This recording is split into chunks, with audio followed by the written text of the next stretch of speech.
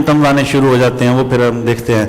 इसी तरह next one जो एक कॉमन सी डिजीज़ है वो है रीनल फेलियर, जो बहुत ज़्यादा कॉमन हो चुका है और इस वक्त तकरीबन हर होम्योपैथ के पास रीनल फेलियर के पेशेंट मौजूद हैं, चाहे किसी के पास एक है चाहे किसी के पास 100 हैं, लेकिन कोई ऐसा होम्योपैथ इस वक्त पाकिस्तान में नहीं है जो प्रैक्टिस करता हो और उसके पास रीनल फेलियर का पेशेंट ना आया हो। इसको हम मेन फोकस करेंगे आज हम कि रीनल फेलियर क्यों होता है। बहुत सारी ऐसी काजेज, बहुत सारी ऐसी चीज़ें जिसमें छोटी छोटी सी, जैसे मैं बताता हूँ, डिहाइड्रेशन एक बहुत बड़ा फैक्टर है। फिर मैं बताने लगा डिहाइड्रेशन एक बड़ा फैक्टर है कि आप सफिशिएंट क्वांटिटी ऑफ वाटर नहीं ले रहे हैं। सो जब सफिशिएंट क्वांटिटी ऑफ वाटर नहीं लेते तो ट्रांसपोर्टेशन ऑफ ब्लड नहीं होती। जब प्रॉपरली ट्रांसपोर्टेशन ऑफ ब्लड नहीं होती तो उसमें जितनी वेस्ट प्रोडक्ट्स होती हैं वो फिल्टर नहीं हो पाती। सो नतीजतन क्या होता है कि वहीं पे ब्लॉकेज आना शुरू हो जाती है। सो नेफ्रॉन के अंदर जब ब्लॉकेज आना शुरू हो जाएगी या उसमें डिपॉजिट्स आने शुरू हो जाएंगे तो फिर क्या होता है कि किडनी फंक्शन नहीं करता। किडनी का बेसिकली फंक्शनल यूनिट आपको पता है नेफ्रॉन है। सो नेफ्रॉन वहाँ पे जब प्रॉपर फंक्शन नहीं करता तो वो वहाँ पे नेफ्रोटिक डिजीजेस डेवलप होना शुरू हो जाती हैं। सो कॉन्टिन्यूसली जब नेफ्रोटिक डिजीजेस डेवलप हो जाती हैं तो फिर क्या होता है कि नेफ्रॉन डैमेज होना शुरू हो जाता है। सो जो ही नेफ्रॉन डैमेज होना शुरू हो जाता है सो शेडिंग ऑफ एपिथेलियम ये वो होना शुरू हो जाती है और उसमें से जो अल्ब्यूमिन होता है वो खारिज होना शुरू हो जाता है। सो आमतौर पे एक मोस्ट कॉमन सी सिम्टम आती है जब अभी आप यूरिन टेस्ट करवाते हैं तो अल्ब्यूमिन उसमें 1+, 2+, 3+, डॉक्टर कहता है जी इसके पेशाब में अल्ब्यूमिन आ रही होती है। सो अल्ब्यूमिन आने का मतलब क्या होता है कि जो बेसिकली जो नेफ्रॉन है वो अपना स्ट्रक्चर ज़ाया कर रहा है, अपने आप को डैमेज कर रहा है। सो यहाँ पे हमने क्या करना होता है, आमतौर पे लोग अल्ब्यूमिन की मेडिसिन देखते हैं कि जी अल्ब्यूमिनोरिया की दवाइयाँ, अल्ब्यूमिन ठीक करने की दवाइयाँ हम दें। सो अल्ब्यूमिन कोई बीमारी नहीं है ना, बीमारी बेसिकली वहाँ पे शेडिंग ऑफ नेफ्रॉन जो हो रही है बेसिक डिजीज वो है। सो उसको देखना है कि उसकी काज क्या है। अब शेड उसमें नेफ्रॉन के अंदर डिसऑर्डर कब आता है? नंबर 1 जैसे मैंने बताया, रुकावट आ रही, ब्लॉकेज आ रही है, वेस्ट प्रोडक्ट्स वहाँ से रिमूव नहीं हो रही। इसी तरह हाई ब्लड प्रेशर में आप देखें, हाई ब्लड प्रेशर जब होता है तो उसमें क्या होता है, आर्टियोस्क्लेरोसिस होना शुरू हो जाता है। हाई ब्लड प्रेशर में क्या होता है, आर्टरीज जो होती हैं वो तंग होना शुरू हो जाती हैं। सो इसी तरह किडनी के अंदर सर्कुलेशन भी वीक होना शुरू हो जाती है। सो उसके नतीजे में क्या होता है कि आर्टरीज जब तंग होनी शुरू हो जाती हैं तो वहाँ पे से जो ब्लड की जो गुजरगाह होती है, जो रास्ता होता है वो वीक हो जाता है, ट्रांसपोर्टेशन ऑफ ब्लड वीक होता है। अब चूंकि उसका काम ही ब्लड को फिल्टर करना है सो वो फिल्ट्रेशन प्रोसेस स्लो हो जाता है। सो इसके नतीजे में क्या होता है कि किडनी जो है वो फिर अगेन नेफ्रॉन डैमेज होना शुरू हो जाता है। इसी तरह आप देखें diabetes, most common in all over the world, diabetes diabetic nephropathy से बोलते हैं कि डायबिटीज़ की वजह से क्या होता है कि नेफ्रॉन डैमेज होने शुरू हो जाते हैं। सो और इसी तरह ऑटोइम्यून डिजीजेज होती हैं कुछ इस तरह की जिससे जो है वो डैमेज होना शुरू हो जाते हैं। इसी तरह हमारा इनटेक, अगर हमारा इनटेक अगर ऐसा है जो किडनी डैमेज करने में वजह से कुछ ऐसी मेडिसिन हैं, कुछ ऐसी ड्रग्स हैं, कुछ अल्कोहल है, कुछ इस तरह के केमिकल्स हैं जो दुनिया ले रही होती है और उन्हें पता नहीं होता कि ये हमारे किडनी के साथ क्या करेगी। सो ऐसे वो जितने स्टिमुलेंट्स होते हैं, जितनी ये वाली मेडिसिन होती हैं, ये सारी की सारी, इसी तरह पेन किलर्स, इसी तरह एंटी इन्फ्लेमेटरी मेडिसिन जितनी होती हैं ये क्या करती हैं, किडनी को डैमेज करती हैं। पेन किलर जितने आपको पता है, आप तो खैर एलोपैथिक सिस्टम के अंदर भी बहुत सारे डॉक्टर्स पेन किलर को अवॉइड करवाते हैं।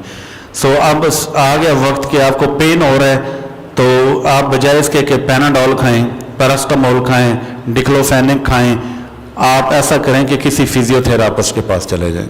सो विदाउट मेडिसिन आपकी वो फिजिकल एक्टिविटीज़, उसकी एक्सरसाइजेज करवाएं जिससे पेन जो है ना वो क्लियर हो, ठीक है ना। अब मेडिसिन खाने का ट्रेंड जो है वो कम होता जा रहा है क्योंकि पता चल गया ना कि जितने पेन किलर्स होते हैं ये सारे के सारे साइटोटॉक्सिक होते हैं। इसके लिए टर्म यूज होती है साइटोटॉक्सिक।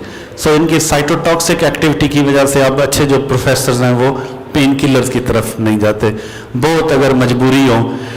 इसी तरह देखें हमारे पाकिस्तान में एक कॉन्सेप्ट बना हुआ है कॉमन सा, चाहे वो प्रैक्टिशनर हैं या नहीं है, एक ले मैन भी ट्रैवल करके गया, इधर उधर गया, सफ़र किया, थकावट हुई, जिस्म में दर्द हो रहा है, पैनाडॉल ले ली और सो गया, न्यूब्रोल फोर्ट ले ली और सो गया, या इस तरह की कुछ ऐसी लोगों ने एक अपनी काउंटर सेल मेडिसिन जो है, इनके भी ये इश्यूज हैं कि लोग जाते हैं स्टोर से अपनी मेडिसिन खुद ही ले लेते हैं और पैनाडॉल खाई और सो गया।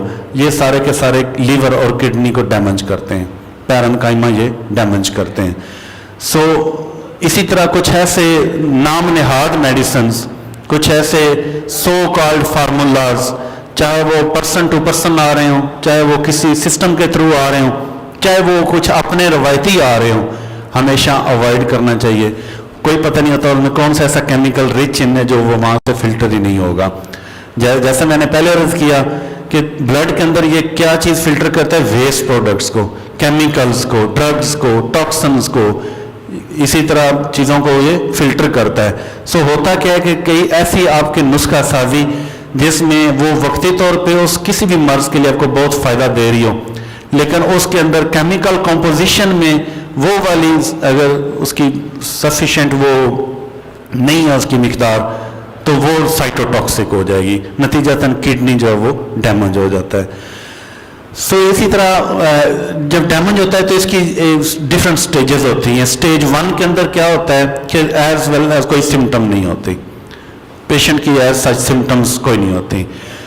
जब स्टेज 1 से ये स्टेज 2 में केस जाता है पैरेन्काइमल डिजीज़ के अंदर, जब किडनी डिजीज़ के अंदर जब पेशेंट ग्रेड 2 में चला जाता है, फिर बाज़ खात क्या होता है कि इतनी कोई बड़ी सिम्टम्स तो नहीं होती, लेकिन थोड़े से एंकल जॉइंट के ऊपर एक एडिमा सा आता है, लिम्स, लोअर लिम्स के ऊपर एक एडिमा सा आता है जो बड़ा नेगलेक्टेड सा होता है और मोस्टली पेशेंट उसे ख्याल नहीं करता, उसको ध्यान नहीं देता।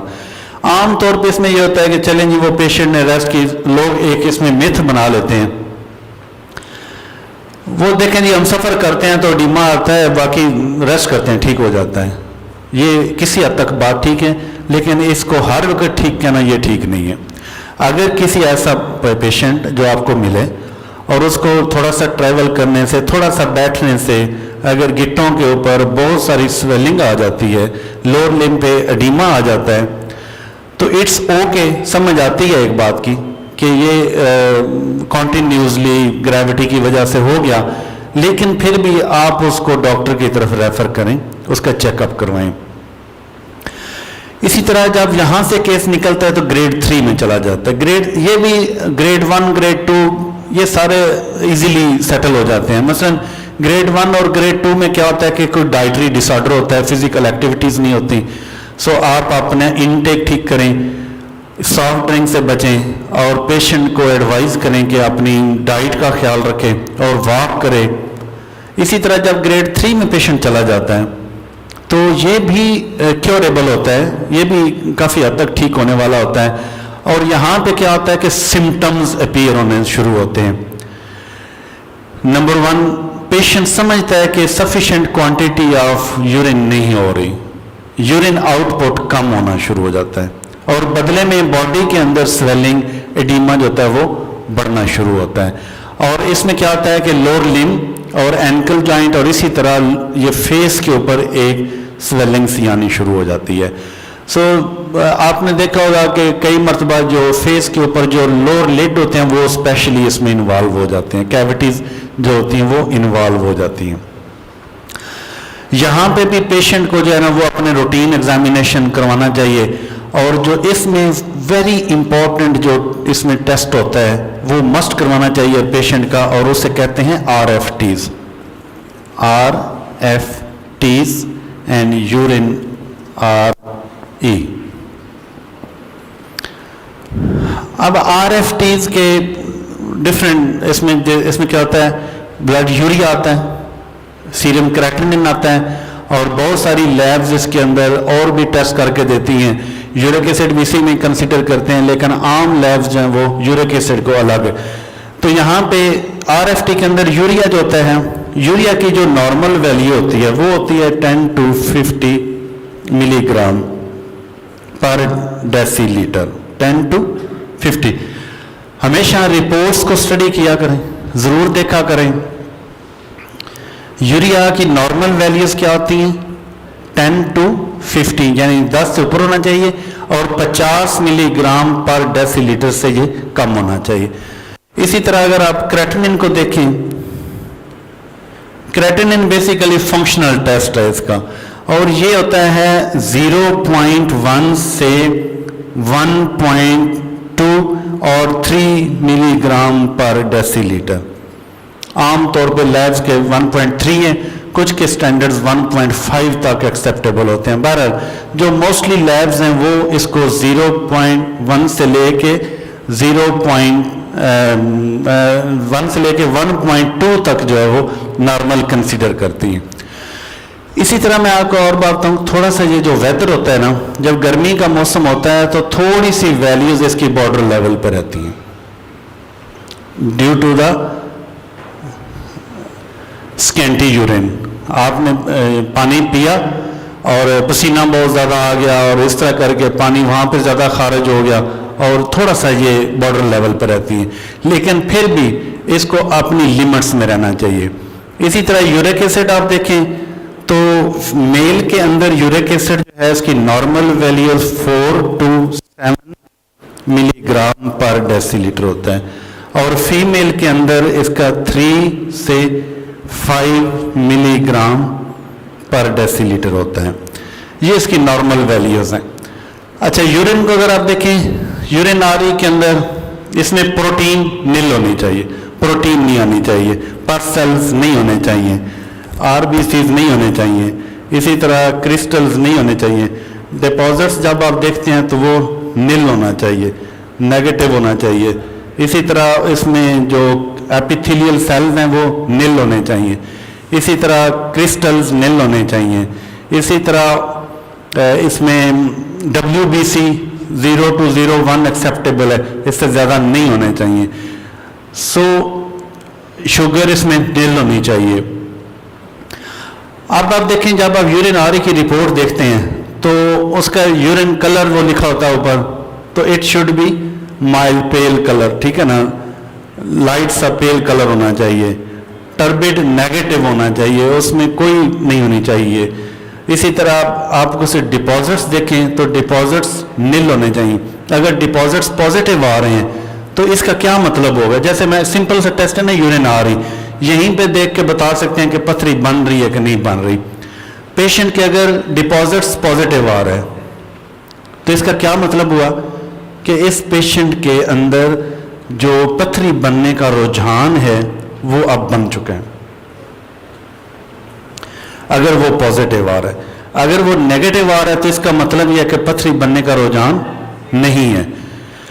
इसी तरह WBC प्रोटीन है, प्रोटीन मैंने अर्ज किया ये नील होनी चाहिए। ये अगर 1+ हो, 2+ हो, 3+ हो तो इसका मतलब क्या है कि किडनी डैमेज हो रहा है, किडनी डैमेज हो रहा है। ये भी नील होना चाहिए। RBCs और WBCs नील होने चाहिए। अगर RBCs आ रहे हो, WBC आ रहे हो तो इसका क्या मतलब होता है कि रीनल सिस्टम के अंदर कहीं ना कहीं इन्फेक्शन मौजूद है, कहीं ना कहीं इन्फेक्शन मौजूद है। इसी तरह RBCs अगर साथ आ रहे हो, WBC आ रहे हैं तो इन्फेक्शन मौजूद है, RBCs अगर साथ आ रहे हैं तो इसका क्या मतलब हुआ कि अब वो इन्फेक्शन एक्टिव भी है, वहां से लीकेज ऑफ ब्लड भी हो रही है। जैसे फर्ज करें वहां पे स्टोन है, स्टोन ने क्या किया हुआ है कि वो बना हुआ भी है और इनर लेयर को डैमेज भी कर रहा है, ठीक है ना, वहां पे उसने जख्म कर दिया, दूसरे लफ्जों में वहां पे जख्म सब बन गया है, अब वहां से ब्लड की लीकेज हो रही है, ठीक है ना। इसी तरह यूरिक एसिड, यूरेट्स, ये सारे के सारे जो हैं वो नील होने चाहिए। अगर यूरिक एसिड आ रहा हो या यूरेट्स आ रहे हो तो मीन कि पथरी बन भी रही है और साथ साथ उसके क्रिस्टल्स पास भी हो रहे हैं। आपने सुना होगा कितने पेशेंट को जी पथरी बनती है निकल जाती है, बनती है निकलती रहती है, ठीक है ना। उनका मतलब क्या होता है कि वो खारिज भी हो रही हैं। अच्छा, इसी तरह एपिथेलियल सेल्स नील होने चाहिए। अब देखें एपिथेलियल सेल जो है ना, ये एक बड़ा कॉमन सा, ये भी एक इसका टेस्ट है। जैसे 1+ है, 2+ है, 3+ अगर आ रहे हैं एपिथेलियल सेल या उसमें मिकदार वो दे रहे हैं। सो जहां कहीं भी एपिथेलियल सेल आ रहे हो तो इसका एक ही मतलब होता है कि शेडिंग ऑफ एपिथेलियम लेयर हो रही है, शेडिंग ऑफ एपिथेलियम हो रहा है, एपिथेलियल लेयर की शेडिंग हो रही है, मीन कि एपिथेलियल लेयर के तोड़ फोड़ में चला गया। सो अब आप देखें कि मोस्ट कॉमनली एपिथेलियल लेयर तब डैमेज होती है जब विटामिन ए की डेफिशिएंसी होती है। एपिथेलियल लेयर जब भी शेडिंग होगी मतलब क्या होता है इसका कि विटामिन ए की डेफिशिएंसी हो रही है। सो अब आप देखें कि आपके पास best source of vitamin A देखना होता है कि best source of vitamin A हमारे पास क्या है। आप उस पेशेंट को वो दें ताकि उसका एपिथेलियम जो है ना वो हेल्दी हो और वो जो उसकी शेडिंग हो रही है कॉन्टिन्यूसली वो वापस आ जाए, ठीक है ना। सो इसके बाद एक टेस्ट मैं बताऊंगा आपको कि बड़ा इंपॉर्टेंट सा टेस्ट होता है रीनल फेलियर के अंदर, वो होता है EGFR। EGFR ये बेसिकली ग्लोमेरुलर फिल्ट्रेशन रेट होता है। अब EGFR it should be more than 60%। किसी भी एडल्ट पेशेंट के अंदर EGFR को लिखते कैसे हैं, E छोटा डालते हैं, G बड़ा डालते हैं, F बड़ा डालते हैं और R बड़ा डालते हैं। It should be more than 60%। अब जब ये 60% से जितना कम होता जाएगा इतना रीनल फंक्शन वीक होता जाएगा। अब दूसरी बात यह है कि किडनी पेशेंट के अंदर जो इसकी मिनिमम रिक्वायर्ड है हमें वो it should be more than 40%। अगर ये 40% तक किडनी ये टेस्ट है तो उस पेशेंट को किडनी डिजीजेस के साथ, किडनी फेलियर के साथ अभी डायलिसिस की जरूरत नहीं है, नंबर 1। नंबर 2, ये वाली जो क्रेटिनिन का वैल्यूज थी इसका मैंने बताया कि 1.2 is the highest value of creatinine in our blood. So जब ये यहां से क्रॉस करना शुरू करता है मीन के किडनी वीक हो रहा है, किडनी फंक्शन में कम होता जा रहा है। सो इसकी वैल्यूज जब आपके पास 7 मिलीग्राम पर डेसीलीटर तक आ जाएं, इससे पहले आपकी मेडिसिन इफेक्ट करती, काम करती है। अब इसके बाद अगर आप देखें कि जब ये 7 से क्रॉस कर जाता है, मतलब 8 हो गया, 9 हो गया, 10 हो गया, जो भी हो गया, यहां पे जो इसका बेस्ट ट्रीटमेंट होता है वो होता है डायलिसिस की तरफ भेजना, पेशेंट को डायलिसिस की तरफ भेजना, ताकि आपकी मेडिसिन, जैसे मैं आपको एक और एग्जांपल देता हूं। एक पेशेंट को बुखार है 104 पे, आपके पास आ गया है, आप क्या करेंगे उसे? जी है पट्टियां करवाएंगे, जस्ट वेरी गुड, ठीक है ना। उसके क्या करवाएंगे? पट्टियां करवाएंगे उसको। मतलब मैं बताता हूं, मेरे पास पेशेंट आ जाए ना, अडल्ट पर्सन आ जाए, बच्चे नहीं बड़े की बात कर रहा हूं, 104-5 पे आ जाए ना पेशेंट अगर आ जाए, तो मैं तो गर्मियां सर्दियां जो भी मौसम, मैं उसको नलके के नीचे बिठा के ऊपर से नलका चलाऊंगा, उसको बिल्कुल नला दूंगा।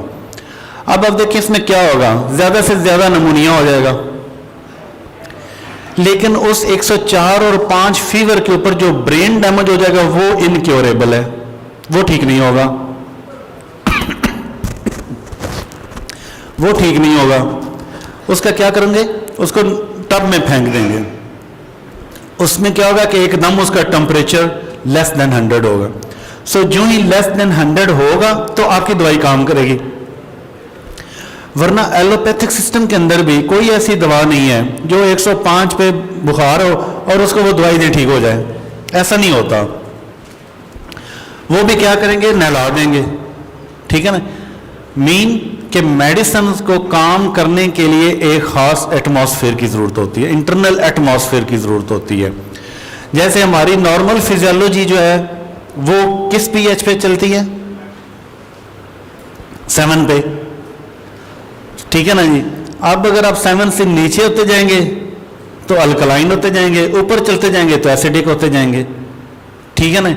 सो नॉर्मल फिजियोलॉजी हमारे जब नॉर्मल पीएच होगी तो फिर हमारे वो काम करेगी। इसी तरह मेडिसिन को काम करने के लिए एक खास इन्वायरमेंट की जरूरत होती है, एक खास टेम्परेचर की ज़रूरत होती है। सो जब क्रेटिनिन लेवल क्रॉस कर जाएगा 9, 10, 11, 12, 13, हाँ या इसमें कोई शक नहीं कि ऐसे भी पेशेंट मौजूद हैं कि मतलब 12 पे भी उनको मेडिसिन दी है तो वो फिर रिकवर हों, लेकिन फिर वो नेचर देखनी पड़ेगी कि पेशेंट की किस नेचर पे, वो मैं डिस्कस करता हूँ अभी कि वो उनका फिर कैसे क्रेटिनिन कम होता है।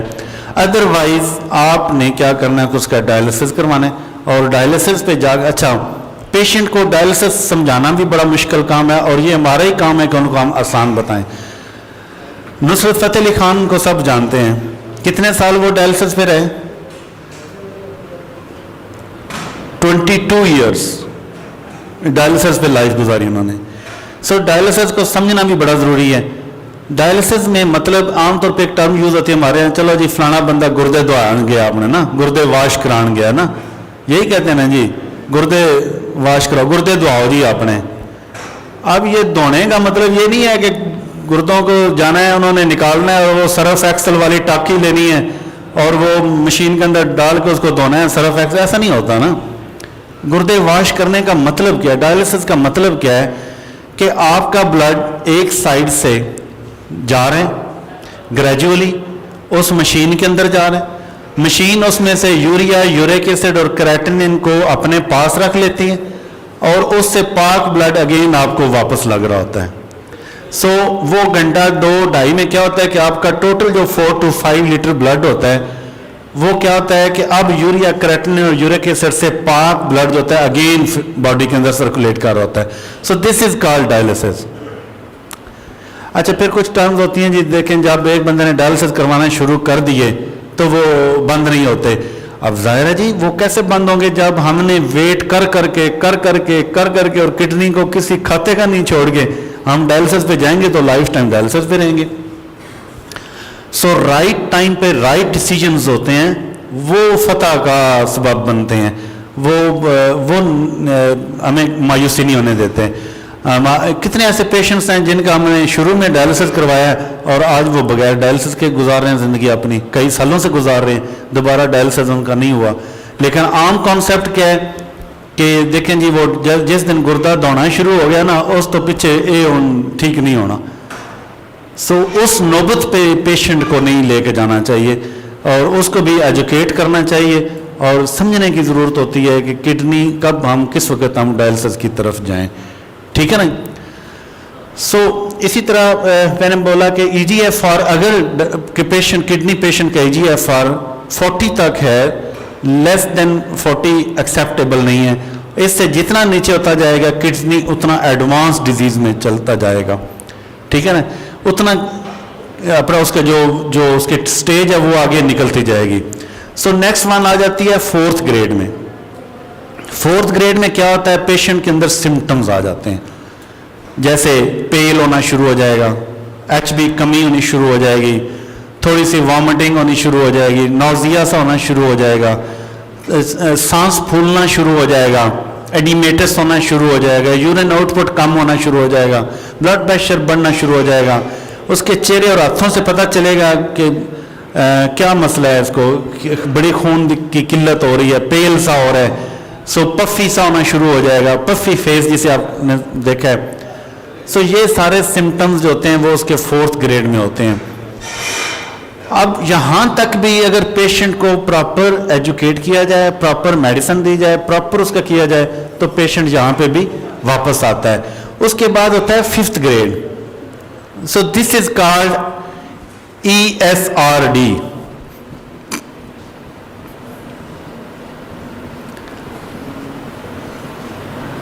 ये एक डिजीज होती है ESRD। आप जब कभी अल्ट्रासाउंड करवाएं पेशेंट का तो डॉक्टर लिखता है ESRD। इसका मतलब होता है end stage renal disease, end stage renal disease.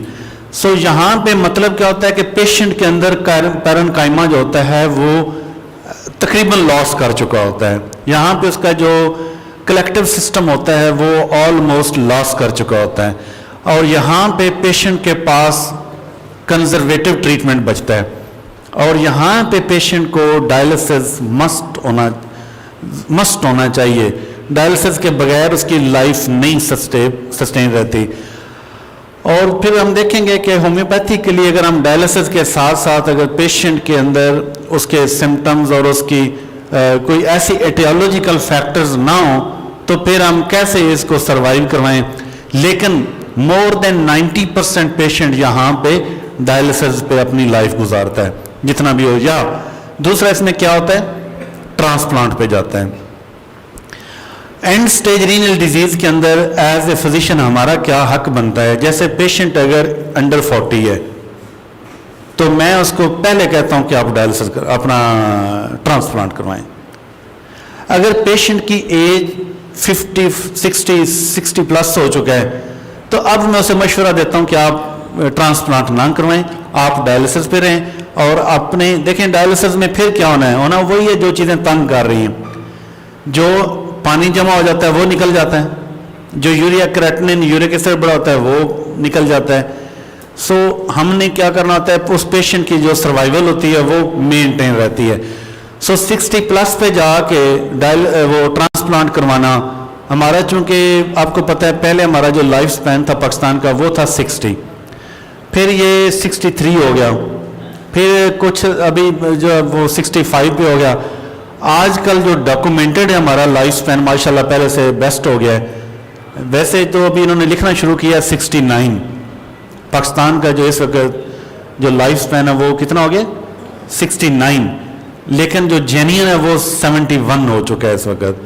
सो अल्लाह करे इसमें और बेहतरी है, लोग हेल्थ कॉन्शियस होते जा रहे हैं और अपनी हेल्थ को देखना शुरू कर दिया इन्होंने।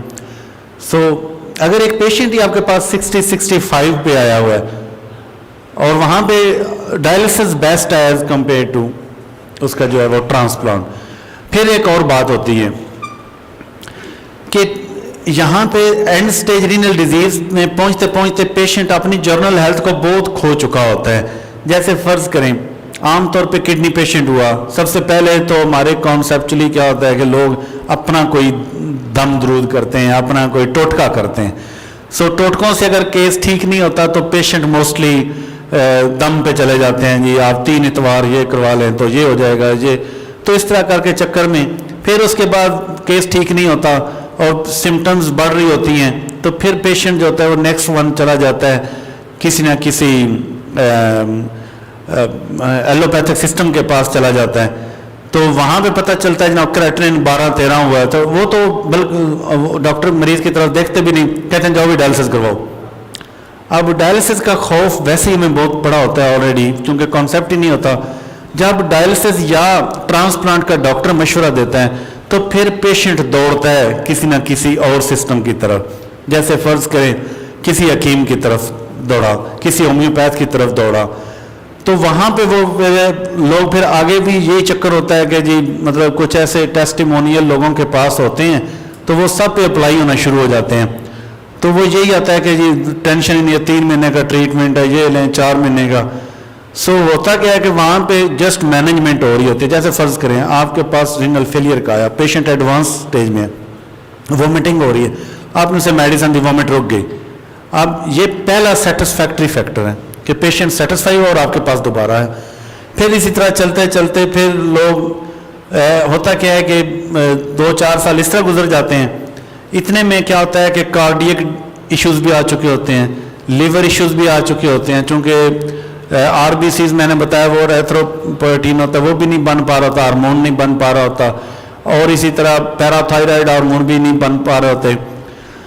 सो कॉम्प्लिकेशंस बेतहाशा हो कि पेशेंट की और नई नई चीज़ें डेवलप हो चुकी होती हैं, ऊपर से पेशेंट एजेड हो, फिर नई कॉम्प्लिकेशन के साथ फिर उसका जो ट्रांसप्लांट होता है वो मुश्किल हो जाता है। सो मैंने अर्ज़ किया कि राइट टाइम पे जो राइट डिसीजंस होते हैं वो पेशेंट को ठीक करते हैं, वो पेशेंट के लिए बेनिफिशियल होते हैं, वो चाहे कोई भी हो, मैं हूँ, कोई भी हो।